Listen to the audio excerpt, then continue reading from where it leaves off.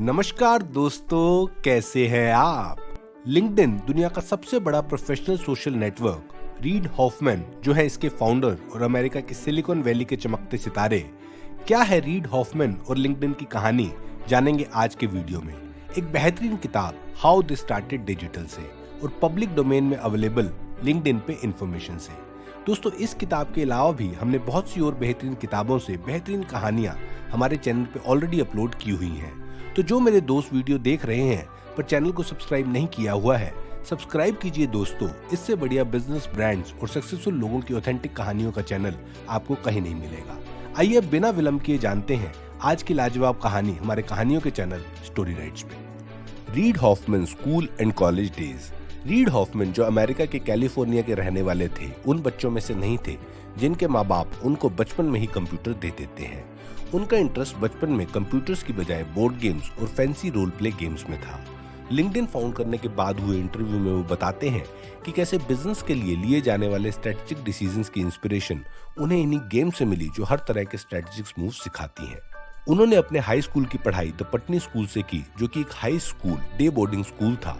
Boarding school में apply करने से पहले उन्होंने अपने पेरेंट्स से पूछा तक नहीं था, पर एडमिशन होने के बाद उन्होंने अपने पेरेंट्स को कन्विंस कर लिया और स्कूल की पढ़ाई वहां से पूरी की। वो बताते हैं कि अपने आप लिए हुए उस डिसीजन ने उनके आने वाले लाइफ की बहुत बढ़िया तरीके से नींव रखी।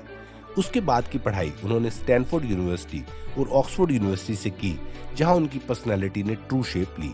जब वो ऑक्सफोर्ड यूनिवर्सिटी में फिलॉसफी पढ़ रहे थे, जहां वो ये सोच के गए थे कि वो आने वाले समय में एक प्रोफेसर बनेंगे, पर करीबन 1 साल के बाद उन्हें ये रियलाइज हुआ कि ये नहीं है जो वो करना चाहते हैं, बल्कि उनके पास टेक्नोलॉजी बेस्ड बिजनेस स्टार्ट करने के लिए कुछ एक्सीलेंट आइडियाज थे। वो उनके अराउंड खुद का बिजनेस स्टार्ट करना चाहते थे। उन्होंने अपने कॉलेज के नेटवर्क को यूज करते हुए 2 वेंचर कैपिटलिस्ट से मीटिंग फिक्स की, जिस मीटिंग में दोनों वेंचर कैपिटलिस्ट ने रीड के सजेस्टेड आइडियाज को फंड करने के लिए आउटराइटली रिजेक्ट कर दिया। उन्होंने उसे कहा कि सबसे पहले उन्हें खुद का कुछ प्रोडक्ट क्रिएट करना चाहिए, उसे सेल करना चाहिए और फिर एक्सपीरियंस होने के बाद उनके पास आना चाहिए। इस मीटिंग के बाद उन्हें ये क्लियर हो गया कि उन्हें सबसे पहले एक्सपीरियंस कलेक्ट करना होगा और वो एक्सपीरियंस वो कुछ इनोवेटिव कंपनीज में काम करके इकट्ठा कर सकते हैं। Reid worked at Apple and co-founded PayPal.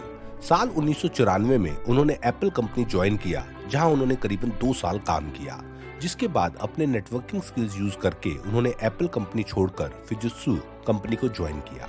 उनका विजन बड़ा ही क्लियर था, करना वो अपना खुद का कुछ बिजनेस ही चाहते थे, पर क्योंकि किसी भी बिजनेस को स्टार्ट करने से पहले एक्सपीरियंस होना बहुत जरूरी होता है, तो वो इन कंपनीज में काम करके वो रिक्वायर्ड एक्सपीरियंस और स्किल्स इकट्ठा कर रहे थे, जिसकी उनको अपने बिजनेस स्टार्ट करने के लिए सख्त जरूरत थी।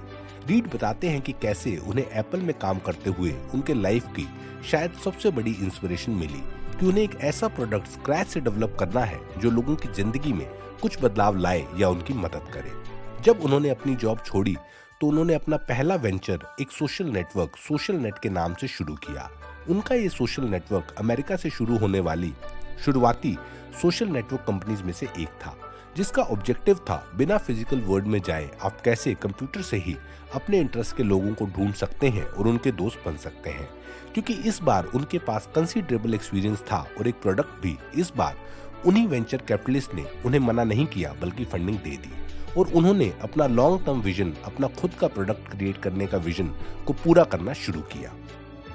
2 साल सोशल नेटवर्क पे काम करने के बाद उन्होंने नई टीम बनने के बाद उस प्रोजेक्ट को छोड़ दिया, क्योंकि नई बनाई हुई टीम के साथ उनका प्रोजेक्ट उस डायरेक्शन में नहीं जा रहा था जहां वो उसे ले जाना चाहते थे, तो उन्होंने इसे छोड़ना ही ठीक समझा। उस समय उन्होंने अपने एक स्टैनफोर्ड के दोस्त पीटर थिल से बात की, जो कि पेपैल के फाउंडर थे, जिन्होंने ऑलरेडी रीड को पेपैल के बोर्ड में शामिल किया हुआ था। पेपैल उस समय एक बहुत ही हॉट स्टार्टअप था जो ऑनलाइन बैंकिंग सर्विसेज प्रोवाइड करता था। उन्होंने रीड को नई कंपनी स्टार्ट करने की बजाय पेपैल में बिजनेस डेवलपमेंट डिपार्टमेंट के एग्जीक्यूटिव वाइस प्रेसिडेंट की पोजीशन ऑफर की, जिसे उन्होंने एक्सेप्ट कर लिया और उन्होंने इस तरह पेपैल के साथ एक्टिवली काम करना शुरू किया। The birth of LinkedIn. जब रीड पेपैल में काम कर रहे थे तब इंटरनेट अपने इवोल्यूशन की अर्ली स्टेज में था। उनका ये मानना था कि इंटरनेट बिजनेस और बिजनेस प्रोफेशनल्स दोनों की ग्रोथ में बहुत इंपॉर्टेंट रोल प्ले करने वाला है। फिर एक बार वो एक प्रोडक्ट स्क्रैच से बनाकर आने वाली इस ग्रोथ का हिस्सा बनना चाहते थे और उसी समय जैसे भगवान ने उनकी सुन ली और उनको वो अपॉर्चुनिटी मिली, उस समय पेपैल जो एक पेमेंट प्लेटफॉर्म था जो ज्यादातर ईबे पे इस्तेमाल किया जा रहा था, ईबे ने पेपैल को खरीदने का ऑफर दिया जिसे पेपैल की टीम ने एक्सेप्ट भी कर लिया। अब क्योंकि रीड के पास भी पेपैल का शेयर था, इस डील होने के बाद उन्हें भी $10 मिलियन मिले, जिस पैसे से वो अपना ड्रीम प्रोजेक्ट परस्यू करेंगे। उन्होंने सोचा पहले 1 साल का ब्रेक लेने का, पर फिर ये सोचकर कि अपॉर्चुनिटी कहीं हाथ से ना निकल जाए, बस कुछ हफ्तों की छुट्टी के बाद ही वो वापस लौट आए और अपने ड्रीम प्रोजेक्ट पर काम करना शुरू कर दिया। दोस्तों, उस समय अमेरिका में इकोनॉमिक क्लाइमेट ठीक नहीं था, पर उनका मानना था कि वही सही समय है क्योंकि उस समय कंपटीशन कम था और अपॉर्चुनिटी ज्यादा। उन्होंने अपने ड्रीम प्रोजेक्ट का फ्रेमवर्क भी तैयार कर लिया था। वो एक ऐसा वेंचर स्टार्ट करेंगे जो एक्सक्लूसिवली इंटरनेट ओरिएंटेड हो, एक ऐसी वेबसाइट जहां बिजनेस प्रोफेशनल्स एक दूसरे के साथ नेटवर्क कर पाए, social network for business professionals, जहां वो प्रोफेशनल अपने पूरे करियर प्रोफाइल लिस्ट कर पाए, जिससे उन्हें अपने करियर को एनहांस करने में, उसे जिस दिशा में वो ले जाना चाहते हैं उसमें मदद मिल पाए। और इस सोच के साथ उन्होंने अपने एग्जिस्टिंग प्रोफेशनल नेटवर्क में से लोगों को अप्रोच करना शुरू किया और एक टीम बनाई अपने ड्रीम वेंचर को स्टार्ट करने के लिए। और दोस्तों, अपनी इसी टीम के साथ मिलकर पेपैल से मिले पैसे से उन्होंने लिंक्डइन नाम की वेबसाइट को साल 2003 में लॉन्च किया, जो आने वाले समय में दुनिया का सबसे बड़ा बिजनेस प्रोफेशनल्स का सोशल नेटवर्क बनेगा। एक ऐसा सोशल नेटवर्क जो एम्प्लॉय अपने करियर को एडवांस करने के लिए और एम्प्लॉयर अपने लिए सही एम्प्लॉय ढूंढने के लिए इस्तेमाल करेगा। LinkedIn growth and business model. दोस्तों, लिंक्डइन की शुरुआत इंटेंशनली बड़ी लो पेस थी। फाउंडर्स ने बस 350 लोगों को नेटवर्क को ज्वाइन करवाया और उनसे अपने क्लोज नेटवर्क को ज्वाइन करने के लिए कहा। इनिशियल रिस्पांस अच्छा मिला और लॉन्च के 1 महीने बाद तक उनका 4500 बिजनेस प्रोफेशनल्स का नेटवर्क बन चुका था। और वही 4500 का नेटवर्क कुछ सालों में 20 लाख पहुंचा, फिर 50 लाख, फिर 2 करोड़, फिर 4 करोड़ और फिर 10 करोड़। और दोस्तों, आज 17 साल बाद लिंक्डइन, जिसको माइक्रोसॉफ्ट ने एक्वायर कर लिया है, उसके करीबन 70 करोड़ मेंबर्स हैं 200 से भी ज्यादा कंट्रीज में। लिंक्डइन, जिसके शुरू के सालों में सब सर्विसेज फ्री थी, कुछ सालों बाद उन्होंने रेवेन्यू बेस्ड मॉडल इंप्लीमेंट किया। आज LinkedIn paid job listings, subscription based model, advertising सबसे रेवेन्यू जनरेट करता है और कई और रेवेन्यू स्ट्रीम्स को इंट्रोड्यूस करने का प्लान चल रहा है। तो दोस्तों, ये थी लिंक्डइन की फाउंडिंग की कहानी ब्रीफ में। लिंक्डइन के फाउंडर रीड हॉफमैन की लाइफ से हमें कुछ बहुत इंपॉर्टेंट सीख मिलती है जो हम स्कूल, कॉलेज, बिजनेस, जॉब कहीं भी इस्तेमाल कर सकते हैं। पहली सीख, गेन कंसीडरेबल एक्सपीरियंस। हालांकि उन्होंने कॉलेज के तुरंत बाद अपना बिजनेस स्टार्ट करने का सोचा और वो वेंचर कैपिटलिस्ट के पास भी गए, पर तुरंत उन्हें वेंचर कैपिटलिस्ट की एडवाइस समझ आ गई और उन्होंने एप्पल और फिजित्सु कंपनी में काम करके एक्सपीरियंस इकट्ठा किया अपना पहला वेंचर स्टार्ट करने के लिए, जिसकी वजह से ही उनको फंडिंग मिली और वो अपना पहला वेंचर सोशल नेट स्टार्ट कर सके, जिसने नींव रखी लिंक्डइन की। दूसरी सीख, keep your dreams alive. Read college के तुरंत बाद ही अपना बिजनेस खोलने का सपना देख रहे थे, तो उनका सपना उस समय पूरा नहीं हुआ, पर उन्होंने अपने सपने को जिंदा रखा।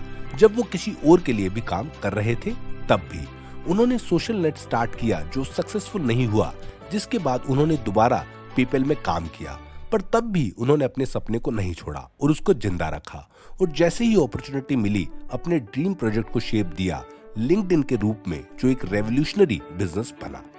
तो दोस्तों, लिंक्डइन की कहानी और उसके फाउंडर रीड हॉफमैन की लाइफ की लर्निंग के साथ ये वीडियो यहीं खत्म करते हैं।